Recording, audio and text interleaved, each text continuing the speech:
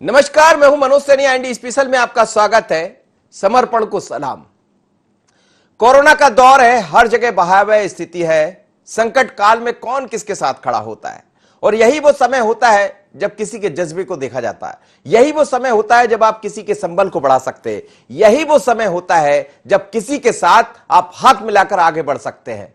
लेकिन नागपुर के एक वृद्ध नारायण दावाड़कर ने वो कर दिखाया जो कोई कर ही नहीं सकता। और यदि ये सब मन में ले आए तो हमें लगता है कोरोना का संकट यूं ही हल हो जाएगा, क्योंकि जज्बे से ही इस तरह की महामारी को जीता जाता है। आप देखिए,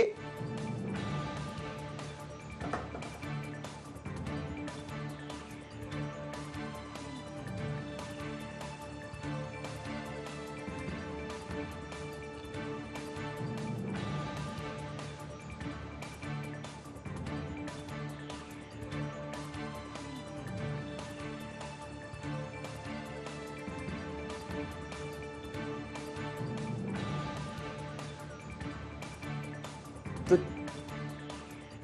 चलिए, तो खबर आई है इस वक्त। खबर है नागपुर से, बड़ी अच्छी खबर है। 85 वर्षीय वृद्ध ने युवक के लिए अपना बेड छोड़ दिया। नारायण दावाड़कर है, नागपुर के रहने वाले हैं, संघ से जुड़े हैं, स्वयं सेवक रहे हैं।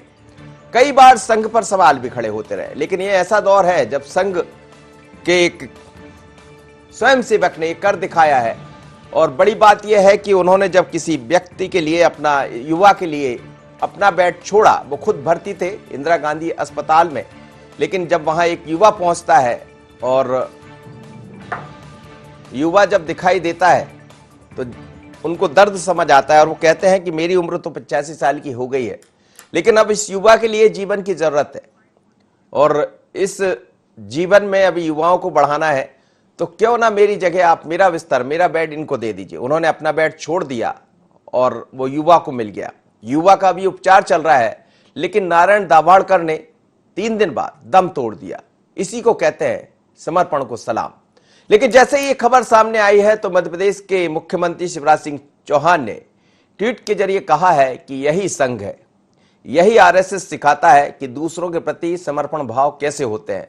मैं उनके जज्बे को सलाम करता हूं, ये कहा है मुख्यमंत्री शिवराज सिंह चौहान ने। दूसरी तरफ मध्य प्रदेश के गृह एवं जेल मंत्री, उन्होंने भी सीधे तौर पर कहा है कि नारायण दावाड़कर को मैं सलाम करता हूं। क्या कहा नरोत्तम मिश्रा जी ने, सुन लीजिए। हमारे आरएसएस के एक प्रमुख व्यक्ति हैं आदरणीय नारायण जी। उनका एक समाचार आपने देखा होगा।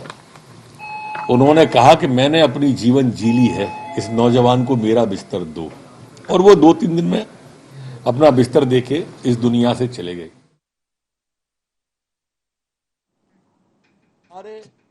तो चलिए, आप देख रहे थे जैसा डॉक्टर नरोत्तम मिश्रा कह रहे थे कि किस तरह उन्होंने समर्पण का भाव दिखाया है, और यही है, सबक लेना चाहिए। आज ऐसा दौर है जब एक दूसरे के लिए आगे आने की जरूरत है। ऐसे में नारायण दावाड़कर का हर जगह एक मिसाल बनकर उभरे हैं। उनके जज्बे को हर कोई सलाम कर रहा है। हमारे साथ सुरेश शर्मा जी जुड़ रहे हैं, वरिष्ठ पत्रकार हैं और संघ को अच्छी तरह समझते भी है।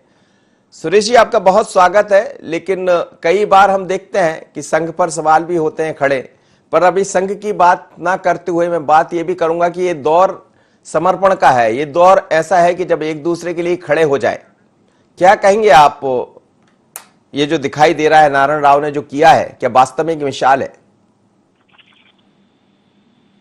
मनोज जी, संघ जो है उसका मतलब ही यही है, और राष्ट्रीय स्वयंसेवक संघ से जितने भी स्वयंसेवक हैं वो आपको आज भी सेवा करते हुए दिखाई दे रहे होंगे, और वे प्रचार से दूर हटकर और आलोचनाओं को जो है स्वीकार करते हुए और जिस तरीके से सेवा करते हैं, वो एक संघ का स्वभाव भी है, स्वरूप भी है। क्योंकि वहां मानव सेवा, नारायण सेवा और राष्ट्र के प्रति समर्पण का भाव और वैभव तक ले जाने की जो एक दृष्टि है, वो सब है।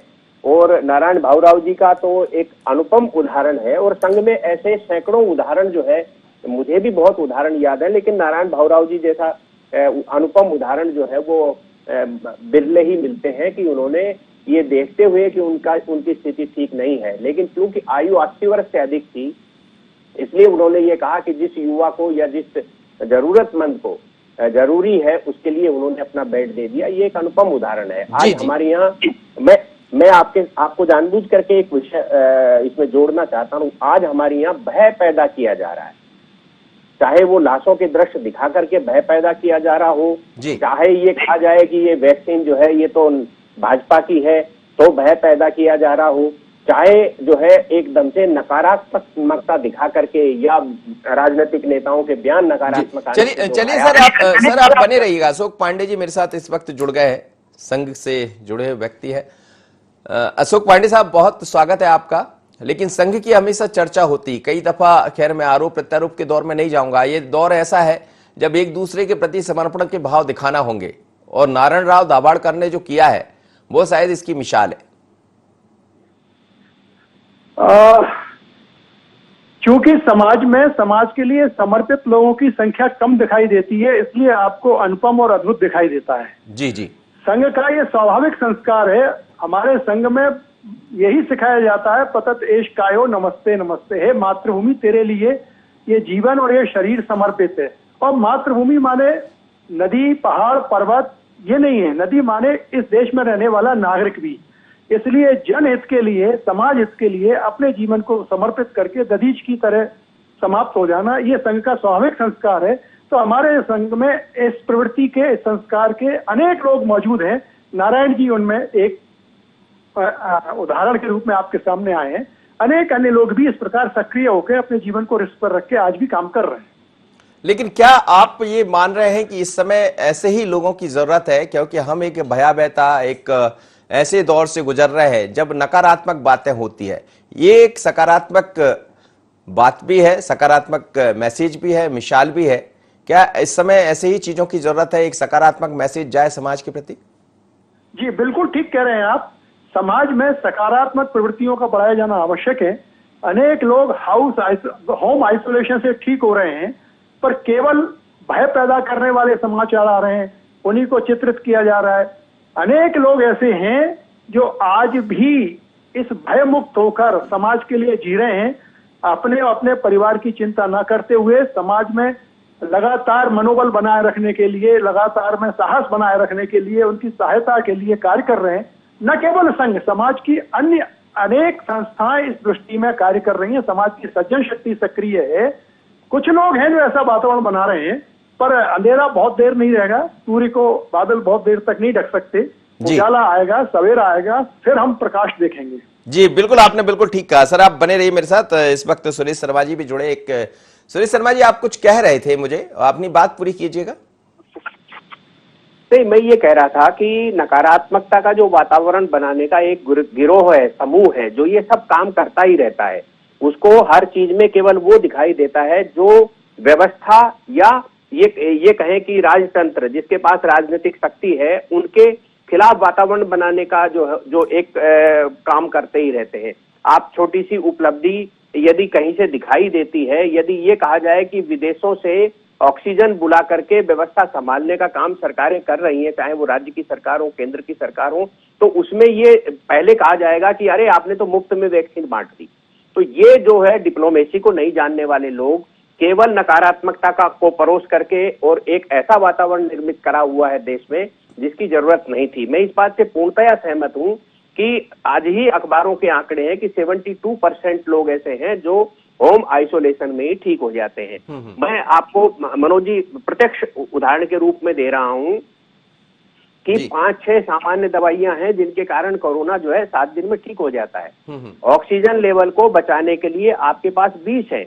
देश के स्वास्थ्य मंत्री डॉक्टर हर्षवर्धन जी ने स्वयं ट्वीट करके कल कहा कि ज्यादा से ज्यादा पानी पिए और जो है उल्टे लेट करके आप ऑक्सीजन को बढ़ा सकते हो। कल का ही उदाहरण है कि 5 गिलास पानी पीने से 95 से 99 ऑक्सीजन का लेवल पहुंच गया। तो आप इसको जो है यदि प्रैक्टिकल जीवन में ले जाएंगे भय हुए बिना, और जो ये भयभीत करने वाले जो लोग हैं ये तो रहेंगे ही, इनको तो हम इनको सुधार नहीं सकते ना, क्योंकि इनके मानस पटल पर ही ये सब लिखा हुआ है। बिल्कुल आप ठीक कह रहे हैं सर। समय मेरे पास कम है थोड़ा सा। अशोक पांडे जी भी जुड़े। अशोक जी, और क्या मैसेज समाज के लिए रहेगा और संघ क्या ऐसे और भी कई उदाहरण देखने को मिलने वाले आने वाले दिनों में? क्योंकि एक पक्ष वो होता है जो नेगेटिव बातें करता है, सवाल खड़े करता है, और एक पक्ष आप लोग का है।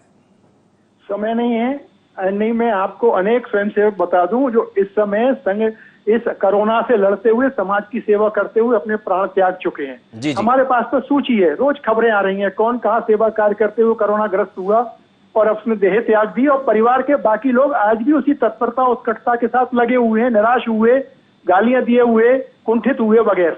तो ये तो संस्कार है, और ये समाज में केवल संघ नहीं, संघ कोई समाज पे एहसान नहीं कर रहा। संघ समाज का सेवक है, इस राष्ट्र का अंग है, समाज की चिंता करना हमारा काम है।